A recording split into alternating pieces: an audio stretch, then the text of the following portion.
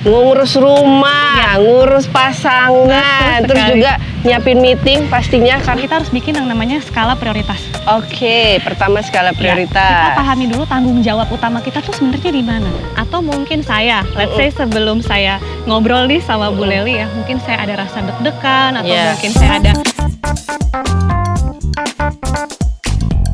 Halo sahabat BCA Live, apa kabarnya hari ini? Semoga tetap semangat dan sehat semua ya. Nah, masih bersama saya Lely Peki di acara Obrolan Asik, obrolan literasi asuransi kekinian dari BCA Live. Pagi ini saya ada di Bumi Perkemahan Ragunan. Nah, sahabat semua, apa sih yang akan kita bahas hari ini? Kita akan membahas topik mengenai perempuan dan kesehatan mental. Bagaimana sih perempuan karir seperti saya nih contohnya, juggling, memanage waktu antara keluarga, karir, personal, dan sampai kadang kita lupa nih bagaimana untuk menjaga kesehatan mental kita sendiri. Nah, sahabat BCA Live, dalam 1 jam ke depan saya akan mengajak kamu semua ini, kita akan membahas mengenai perempuan dan kesehatan mentalnya. Saya nanti akan ditemani seorang praktisi mindfulness dan well-being, Mbak Raden Pisa. Tapi sebelum kita masuk ke obrolan, jangan lupa di follow, like, dan subscribe di platform-platform favorit kamu, di akun BCA Live pastinya ya. Kita ada di YouTube, Spotify, dan Noise. Jadi yuk kita pantengin terus diskusi ini.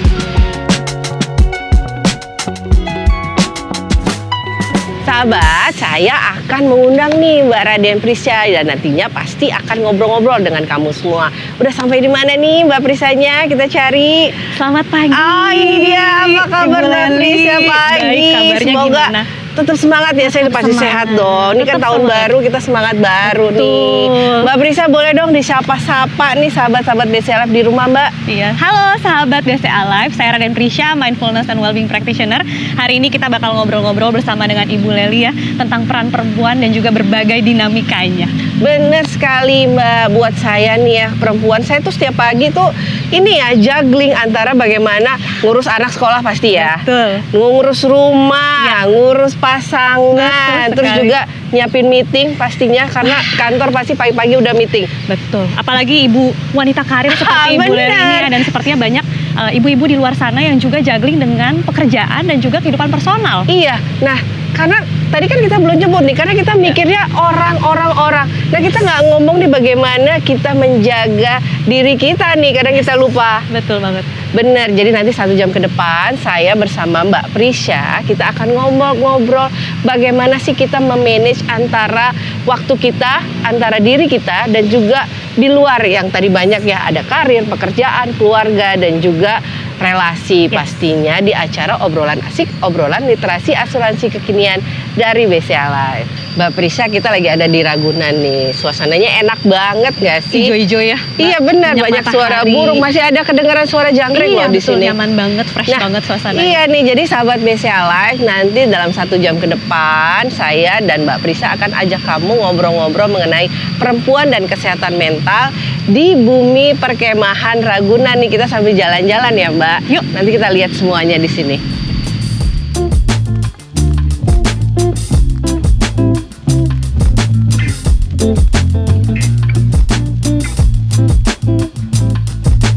Mbak Prisya, seperti yang kita ketahui bersama tuh ya, perempuan zaman sekarang ini tuh semuanya pasti pengennya berkarir. Ya, betul. Seperti di BCA Live ya Mbak, kita itu direksi kita itu ada 4 direksi dan 1 chief.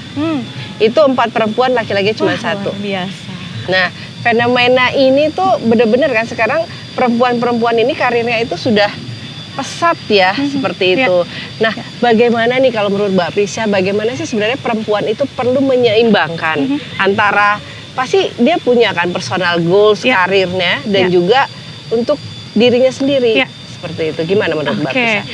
Pertama, memang sudah sewajarnya kita sebagai manusia tuh ingin berkarya ya. Iya, pasti. Karena manusia itu kalau menurut Tony Robbins, dia punya 2 purpose utama, yaitu bertumbuh dan berkontribusi.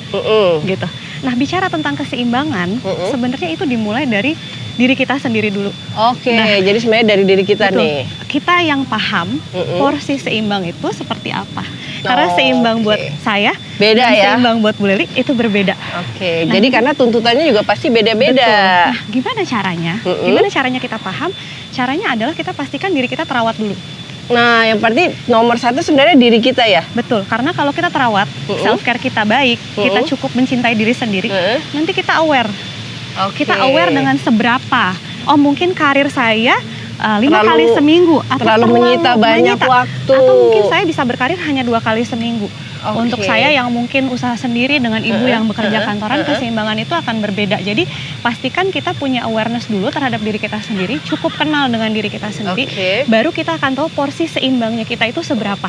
Jadi kita yang harus paham bagaimana diri kita menyeimbangkan. Karena kan itu tadi seimbang buat saya berbeda. Betul. Gitu ya. Karena personal goals-nya juga berbeda-beda seperti itu. Pastinya. Nah, berikutnya nih Mbak, kira-kira perlu nggak kita itu membagi waktu nih antara tadi kan kita harus melihat dulu diri kita.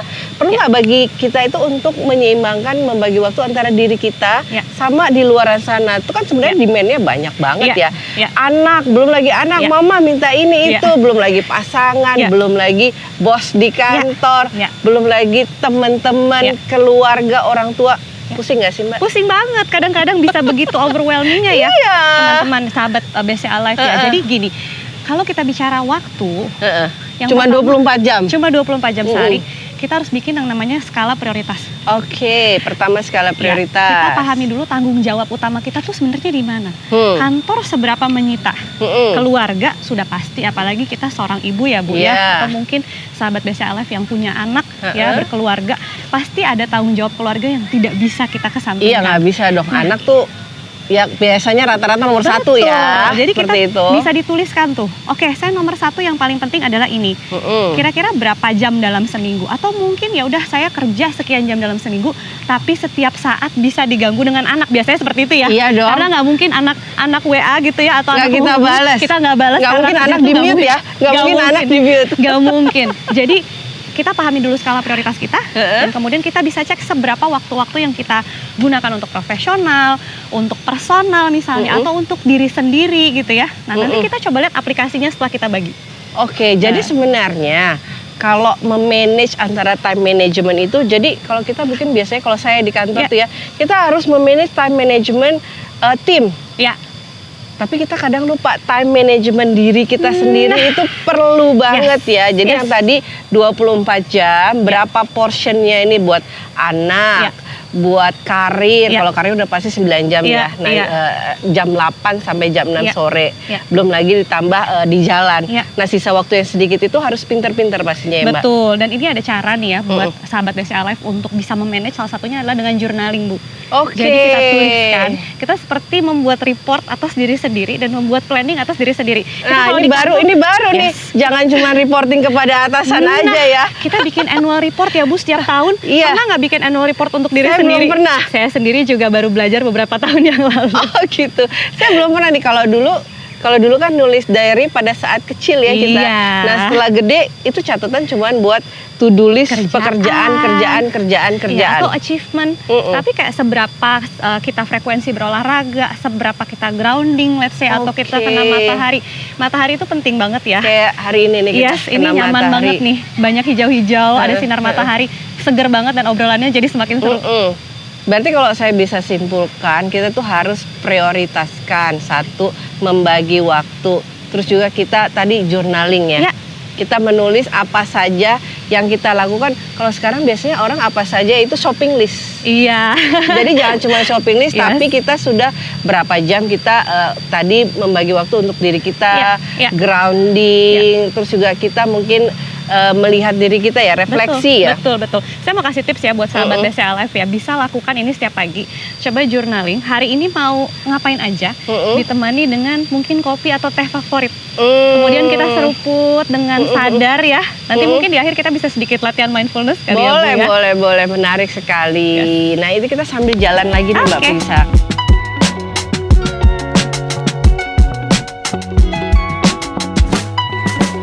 Mbak Prisya, kalau tadi ngomong-ngomong misalnya pagi-pagi minum teh, minum kopi, saya tuh sebenarnya setiap pagi sudah melakukannya loh. Tapi saya nggak tahu kalau itu tuh sebenarnya membantu gitu ya. Sangat. Jadi kayak saya kalau pagi tuh habis sholat subuh, biasanya masih pada tidur semua. Iya, Bu. Saya tuh kayak me time tuh. Saya minum teh, biasanya yang anget-anget. Terus baca-baca tuh, baca berita, baca-baca misalnya ngapain nih hari ini mau ngapain seperti itu. Itu tuh ternyata ada manfaatnya ya. Betul. Nah, kalau ibu menyeruput teh gitu ya atau minuman favorit, itu kan kita pasti merasakan tubuh kita ya, Bu ya. Iya, rileks ya. Rileks, merasakan nafas, kemudian kita membaca sesuatu, mungkin kita unplug sejenak. Itu sebenarnya kita sedang latihan mindfulness. Oh gitu, secara nggak sadar tuh berarti saya sudah menjalani ya. Yes, nah bisa dibilang mindfulness ini tuh adalah salah satu cara kita untuk lebih hadir di dalam tubuh kita, lebih sadar, sehingga kita lebih siap menghadapi hari. Oh gitu, pantesan bisa saya memang gitu sih ngerasanya kalau saya nggak kayak me time pagi tuh kayak agak badannya agak kurang ya? kayak agak cranky gitu. Efeknya tuh ke tim-tim di kantor dong ya. Produktivitas juga bisa berpengaruh ya, Bu ya. Nah, jadi menurut Mbak Prisya itu sebenarnya apa saja sih manfaat utama dari mindfulness yang kita nih sebagai perempuan dapat membantu kita sehari-hari nih, Mbak? Ya. Oke, jadi kalau kita deskripsikan sebenarnya mindfulness itu adalah kita menyadari apa yang kita rasakan saat kita merasakannya. Oke, jadi kita harus lebih aware. Betul, kita lebih aware. Apa yang kita pikirkan juga kita sadari. Nah, saya mau kasih contoh mungkin ke sahabat BCA Live dan juga Ibu Leli ya. Kalau ibu sadar ibu sedang marah, biasanya apa yang terjadi? Misalnya kita marah nih, marah tuh kan naik pitam ya. Kesel gitu ya. Kesel, terus bahu naik, dada panas. Tapi kita dada sadar. panas, agak heart rate agak naik. Betul. Nah, seperti tapi itu. Ibu sadar. Sadar. Kira-kira apa yang dilakukan kalau saya sadar? Wah, saya sedang marah nih. Biasanya kalau saya seperti itu, saya diem. Nah, saya diem, terus saya nggak mau melanjutkan hal itu karena saya udah tahu itu nggak baik buat saya. Yes, betul. Nah, ibu di saat itu ibu sedang mindful. Ya, Ibu jadi sedang saya menerapkan mindfulness dan akhirnya action kita bisa kita pilih. Ya. Bayangkan kalau kita marah kemudian kita tidak sadar. Makin marah. Makin marah, nanti yang kena siapa? Anak. Mungkin kolega-kolega di kantor. Tim pasti ya, kalau tadi kita ngomongin kalau perempuan-perempuan berkarir yang kena bawahan-bawahannya teman-teman di kantor. Ya, apalagi perempuan itu kan cenderung lebih moody ya. Bisa-bisa mood bekerjanya nanti turun. Iya, apalagi kalau perempuan tiap bulan ada hari-hari tertentu, hari-hari menjelang kita moodnya jelek sekali. Ada tamu istimewa yang datang setiap bulan ya, teman-teman perempuan, sahabat-sahabat BCA yang perempuan ya. Jadi dengan kita aware dengan apa yang kita rasakan, kita bisa memilih action kita. Kalau kata Viktor Frankl, sebenarnya kebebasan kita itu ada di ruang jeda antara stimulus dan respon. Oke, saya pernah belajar tuh. Jadi kita sebenarnya kalau setiap ada stimulus yang masuk, kita itu jangan bereaksi, tapi kita merespon. Nah, responnya itu tuh yang harus kita pilih kan. Betul. Dan memilih respon adalah sebuah kebebasan. Nah, itu tadi. Nah, tapi Mbak, kalau misalnya bagi Mbak Prisya nih, ada orang-orang yang ingin menjadikan mindfulness itu sebagian dari gaya hidup. Tapi itu kayak apa sih sebenarnya? Pengennya tuh saya pengen gue lebih mindful. Tapi kayak apa sih? Apa yang harus saya lakukan nih? Mungkin di awal kalau saya saya selalu setelah bangun tidur itu saya ada doa tertentu. Kita kalau muslim kan ada ya. Mungkin seperti itu salah satunya. Jadi sahabat BCA Live yang mau nafas dulu, rasakan dulu badannya sebelum menerapkan misalnya ritual ibadah. Itu sangat bisa. Atau mungkin saya, let's say sebelum saya ngobrol nih sama Bu Leli ya, mungkin saya ada rasa deg-degan atau mungkin saya ada rasa teringat nanti siang anak-anak makan apa ya. Nah, biasanya saya nafas dulu, saya rasakan dulu tubuh saya cek saya lagi mikirin apa aja sih. Kemudian mood saya bagaimana, emosi saya bagaimana. Nah, dengan begitu saja sebenarnya kita sudah bisa lebih hadir di dalam tubuh kita dan kita bisa lebih mengontrol respon, kita lebih lebih grounded. Jadi kita ini nih yang penting. Jadi kita jangan kemana-mana. Jadi kita bisa bias juga kan. Kita nggak fokus. Memang kadang perempuan itu kan banyak ya yang di kepalanya. Apalagi perempuan itu kan katanya bisa multitasking kan Mbak. Betul sekali. Dan akhirnya kita jadi cenderung lebih mudah untuk tidak aware dan tidak grounded. Iya. Dan nggak fokus. Karena terlalu banyak, too much to handle gitu ya. Buat kepala kita yang kecil ini. Padahal untuk menentukan skala prioritas yang kita butuhkan adalah awareness itu sendiri. Oke, seperti itu. Nah, Mbak Prisya, apa sih hubungannya antara mindfulness dengan kesehatan mental? Biasanya disebutnya mental state kita ya. Nah, itu apa hubungannya nih, Mbak? sangat berhubungan. Kebetulan di mindfulness ini, jadi sebenarnya kan mindfulness ini adalah praktek yang sudah sangat lama ya, tapi akhirnya dibuat scientific oleh seorang ilmuwan bernama Jon Kabat-Zinn. John Kabat-Zinn. Kabat-Zinn. Nah, beliau membuat penelitian-penelitian tentang mindfulness. Jadi itu berhubungan sekali dengan kerja otak kita sebenarnya. Oke. Jadi di otak kita tuh ada beberapa sistem. Yang pertama sistem fokus, sistem resiliensi, bagaimana kita bangkit dari stres, sistem koneksi, dan juga yang namanya meta awareness. Meta awareness itu sebenarnya lebih ke narasi. Hidup saya tuh baik gak sih? Ya, apa hidup saya buruk? Mungkin saya selalu mendapatkan kesialan. Nah, itu meta awareness. Oh, nah, jadi kita memetakan diri kita, kita melihat diri kita itu seperti apa. Yes. Nah, ini keempat sistem ini bisa dibantu fungsinya dengan mindfulness.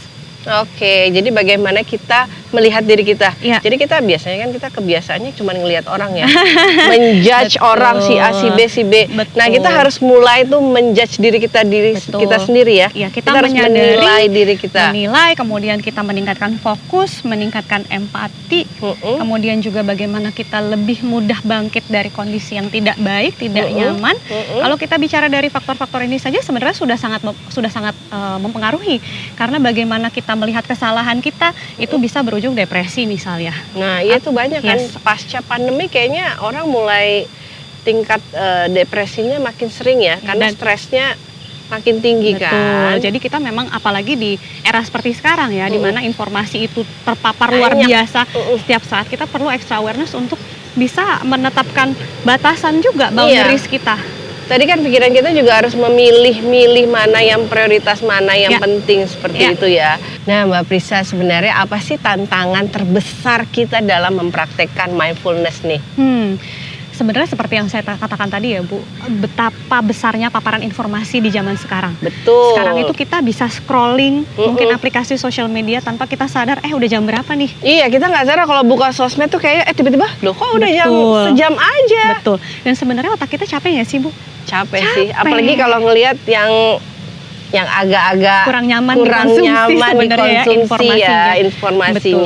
Jadi memang kenapa kita perlu mindful, mungkin di beberapa waktu, misalnya setengah jam sekali saat kita kerja atau 1 jam sekali, kita sempatkan dulu waktu misalnya untuk stretching, untuk nafas. Let's say kita benar-benar sadari, state tubuh saya, pikiran saya, hati saya tuh sedang bagaimana sih? Gitu. Misalnya, am I okay with seeing all this information gitu ya? Gitu. Atau mungkin waktunya untuk berhenti sejenak. Sebenarnya itu sih yang saya sebut obstacle paling besar di zaman sekarang ini. Berarti informasi yang terlalu banyak. Informasi terlalu banyak, terus kita fokus kepada itu, sebenarnya diri kita tuh udah nggak siap dengan segala macam informasi yang masuk. Dan kita nggak sadar nih, pikiran kita, perasaan kita terbawa tuh. Jadi mental state kita jadinya keikutan. Apalagi kalau informasinya negatif kan sekarang sosial media, ya udah kita tahu ya. Bisa apa aja ya, bisa yang dituangkan apa di sana. aja. Dan juga mungkin sahabat-sahabat BCLF yang paham sih kalau namanya sosial media itu kan tergantung algoritma yang kita lihat. Kalau kita sering lihat misalnya penyakit-penyakit, orang yang marah-marah akan muncul terpapar terus. Berarti itu apa ya tadi, informasinya semakin banyak. Iya, dan kalau kita sudah terlanjur capek, akhirnya kita bagaimana kita mau menghadapi anak misalnya. Nah, karena kita udah lihat orang marah-marah, emosinya jadi ikut terbawa kan. Mental state-nya jadi nggak enak. Jadi ini sangat penting juga ikutan nih. Terus langsung lihat anak kebawa emosi, numpain makanan. Iya. Nah, itu tuh. Kebawalah informasi tentang misalnya sesuatu yang kita nggak nyaman banget melihatnya. Jadi langsung mental state kita jadi terbawa. Nah, itu berarti yang harus dilakukan ngapain tuh? Be mindful, tetap ya. Tetap, kembali lagi ingat, be mindful. Kita perlu sadari kalau kita sudah mulai sangat terbawa sesuatu, tapi ini memang ada latihannya Bu. Latihannya ya seperti yang Ibu lakukan tadi. Di pagi hari menyeruput teh misalnya, kemudian nafas sebentar, rasakan tubuh saya. Kalau kita kan, let's say kalau seperti itu, pikiran kita diajak untuk kenal sama tubuh kita. Akhirnya dia lebih connect tuh. Akhirnya kalau capek, dia akan lebih mudah mengidentifikasi. Jadi kita berarti harus lebih aware sama sinyal-sinyal yang muncul di badan kita. Itu bahasanya tepat sekali. Kadang-kadang mungkin bahu terasa pegal, dada panas, deg-degan, atau mungkin kalau udah anxious tuh kepala rasanya tegang, kebanyakan informasi. Kalau perempuan nih kerutan di dahi nih, hati-hati loh. Nah, di situ kita bisa jadikan sebuah pesan dari tubuh kita bahwa hey, sudah dulu, selesai dulu. Berarti kalau misalnya tadi Mbak Prisa bilang kita udah fokus kepada sesuatu hal gitu ya. jangan apa ya, consume time-nya mungkin jangan terlalu banyak gitu ya. Jadi kita harus sering-sering take a break gitu ya. In moderation, Bu. Nah, kembali seperti yang tadi saya sampaikan di awal, keseimbangan. Keseimbangan itu kembali pada bagaimana kita kenal dengan diri kita, bagaimana kita aware dengan tubuh kita. Jadi memang self care, bagaimana kita merawat diri itu penting sekali supaya kita sadar sebenarnya batasan kita sejauh mana. Ya, kalau kita tahu batasan artinya kita cukup self love nih. Nah, gimana cara membangun self love adalah dengan caranya self care. Nah berarti untuk perempuan-perempuan itu harus lebih aware gitu ya kepada dirinya. Jadi harus lebih menomorsatukan dirinya. Betul, ini mungkin terdengar egois ya, Bu. Tapi iya, kadang antara egois, tapi kan egois buat ini ya, mental kita ya. Betul, sebenarnya gini, sama aja kalau kita di pesawat, kalau ada tekanan yang let's say turun gitu ya, itu kita pasti diminta oksigen mask kita dulu, baru anak. Nah, jadi itu nggak hanya di pesawat berarti. Di mana-mana. Di mana-mana. Ya. Jadi protect diri kita dulu. Protect diri kita supaya kita siap menghadapi dan memberikan nurture untuk apapun yang ada di sekitar kita. Iya, dan tadi jangan bereaksi tapi kita juga merespon. Terus tadi juga saya ingat tadi ya, keseimbangan tadi ya. Balancing antara apa ya, semuanya yang ada di sekitar kita. Tapi tetap dengan memprioritaskan diri kita pastinya. Semua dimulai dari diri kita sendiri. Betul sekali. Ini kita sambil jalan lagi, kita pindah tempat lagi, kayaknya enak nih Mbak. Banyak area-area yang bisa dieksplor di sini. Terutama kalau kita semakin tua ya, sebenarnya kita lebih condong ingin bersama orang-orang yang buat kita nyaman. Dan kadang-kadang yang bikin kita tuh justru jadi meledak adalah karena kita mendem. Nah itu lagi kalau misalnya dengan biaya kesehatan yang tinggi, pada saat cek billing rumah sakit, makin stres. Dan kalau sudah lebih kenal dengan tubuh, pikiran, dan hatinya, mungkin kita rasakan kembali tubuh kita secara menyeluruh.